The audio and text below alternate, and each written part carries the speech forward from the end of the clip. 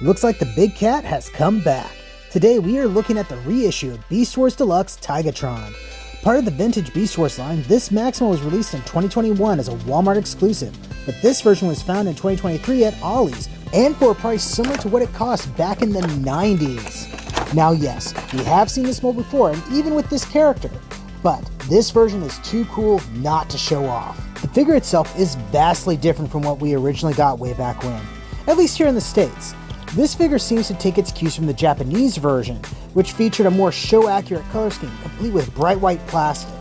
This frankly looks amazing and is one of the reasons I wanted to get this guy. It also certainly helps that he's an excellent example of what the early Beast Wars Deluxes had to offer. Great molded detail, decent paintwork, and spectacular articulation for the time.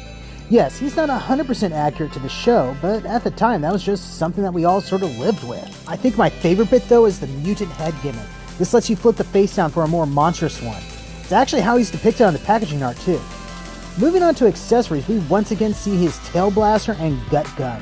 The gut gun is actually a functioning water squirter, but I'm not going to try using that. Of the two, the tail blaster is the only one to have any paint, but this is true of almost every version of it. Transformation is exactly as we saw with his original self and the two versions of Cheetor we've seen before.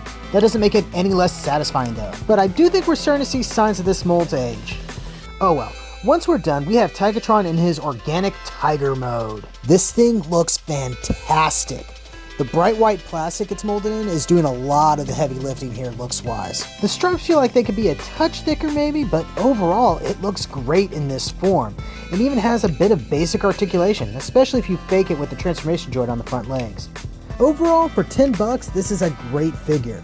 I'm not sure I would have appreciated it as much for the original price, but at this, it's a perfect piece of vintage nostalgia.